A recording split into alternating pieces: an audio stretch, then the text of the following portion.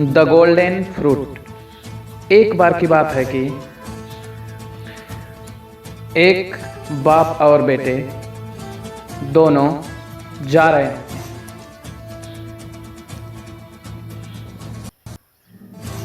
और उन्हें रास्ते में कुछ लोग दिखाई देते हैं जो कीचड़ में पता नहीं क्या ढूंढ रहे थे।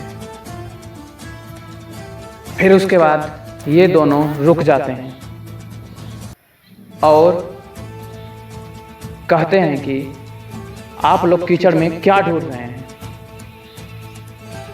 तो वह लोग बताते हैं कि हम लोग सोने का फल ढूंढ रहे हैं। तो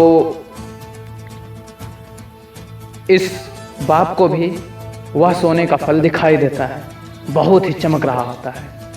फिर उसके बाद वह अपने बेटे को उसमें धक्का दे देता है, कहता है कि जाओ कीचड़ में और बिना सोने का फल लिए आना नहीं। और कहता है कि खोजो। उसका बेटा जाने से मना करता है, कहता है कि पापा मैं इसमें खुश नहीं हूँ, ये मेरा मन नहीं कर रहा है इसे लेने के लिए। मैं अपने हिसाब से अपनी जिंदगी जीना चाहता हूँ, मेरा इसमें इंटरेस्ट नहीं है। फिर भी उसका बाप कहता है कि मैं तुम्हारा बाप हूँ और ये मुझे चाहिए, तुम्हें मेरे लिए करना है ये चीज़। जाओ, कुछ नहीं सुनता मैं, मुझे बस सोने का फल ला के दो।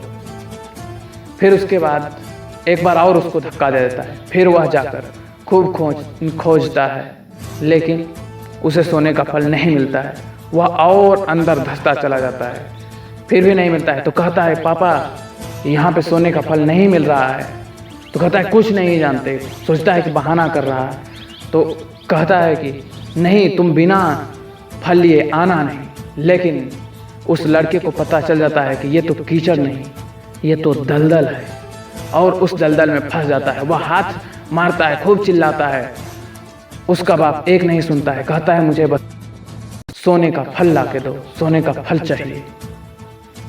फिर उसके बाद कुछ समय बाद उसका बेटा दलदल में पूरी तरह से धंस जाता है और मर जाता है। फिर उसके बाद जब इसको यह पता चलता है कि मेरा बेटा मर गया, तो वह बहुत रोता है और बहुत दुखी हो जाता है और कहता है कि हाय मैंने ये क्या कर दिया। अब पछताए होत क्या जब चिड़िया चुग गई खेत। फिर उसके बाद जब वह रो रहा होता है तो वहाँ से एक फकीर गुजरता है और वह फकीर उससे पूछता है कि क्या हुआ। तो वह उस गोल्डन फ्रूट यानी सोने के फल के बारे में उस फकीर को बताता है और सारी कहानी को भी बता देता है अपने बेटे के बारे में। फिर उसके बाद वह कहता है कि सोने का फल लेने से पहले तुम जरा एक बार इस सोने के फल को देख लिए तो होते कि यहाँ पर फल है भी या नहीं। तो फिर वह आदमी बहुत आश्चर्यचकित हुआ। फिर कहा कि कैसी बातें कर रहे हैं फकीर, ये तो यहाँ दिख रहा है सोने का फल। फकीर बोले ध्यान से देख। जब उसने ध्यान से देखा तो फिर फकीर बोले कि देखो फल ऊपर है, पेड़ में सोने का फल है और उसका छाया कीचड़ में पड़ रहा है। तो यहाँ पे तुम कितना भी ढूंढते रह जाओगे, यहाँ पे तुम्हें फल नहीं मिलने वाला है। कहे कि तुमने अपने बेटे को जीते जी ही मार दिया। वह उसमें जाना नहीं चाहता था। हो सकता है तुम उसको अगर छूट दे दिए होते, नहीं कहे होते, तो वह आज तुम्हारे पास होता और हो सकता है कि वह दिमाग लगाया होता तो ये फल भी तुम्हारे पास होता। अब तुम्हारे पास तुम्हारा बेटा ही नहीं बचा। तुमने अगर उसे अपनी समझदारी के साथ उसे काम लेने दिया होता तो ये दिन तुम्हें नहीं देखने होते। दोस्तों, इस कहानी से हमें यह सीख मिलती है कि हमें किसी के ऊपर अपने फैसलों को नहीं थोपना चाहिए। एक बार उससे पूछ लेना चाहिए कि तुम्हारा इंटरेस्ट किसमें है, तुम्हारा मन किसमें लगता है, तुम क्या करना चाहते हो, तुम्हें किस काम करने में खुशी मिलती है। अगर ये सब पूछ लें, हमें दूसरों के बारे में सोचना चाहिए। अगर दूसरों के बारे में हम नहीं सोचेंगे, अपने फैसले उसके ऊपर थोपते जाएंगे, तो यही हाल होगा जो इस बाप का हुआ। इसका बेटा चला गया। इसीलिए कहीं भी किसी भी मोड़ पर कोई भी चीज देखकर तुरंत दौड़ो नहीं, उस पर दिमाग लगाओ। कुछ समय तक, कम से कम 2 मिनट तो रुक कर सोचो ही उसके बारे में कि ये क्या है, कैसे है, मैं इसे कैसे हल कर सकता हूं।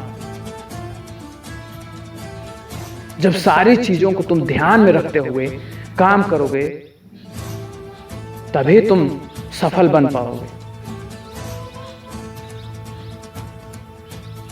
और अपने फैसलों को किसी को ऊपर थोपना नहीं, इसलिए कि मगर ये बात है कि तुम अब जो तुम्हारा फैसला है, उस फैसले में जिससे तुम वह काम कराना चाहते हो, उसके अंदर उस काम को करने के लिए एक इंटरेस्ट पैदा करो। उसके अंदर एक उस काम करने की लगन को पैदा करो और उसे जाहिर ना होने दो कि तुम्हारा फैसला है, बल्कि तुम उस काम को उसी के जरिए कहवाओ कि मैं ये काम करना चाहता हूं। तुम्हें दिमाग लगाना है। दिमाग लगा कराओगे तो तुम जो चाहते हो वो काम भी हो जाएगा, और जिससे काम कराना चाहते हो उसका इंटरेस्ट भी उसमें आ जाएगा। लेकिन अपने फैसले को किसी के ऊपर थोपना नहीं, थोपना नहीं, थोपना नहीं।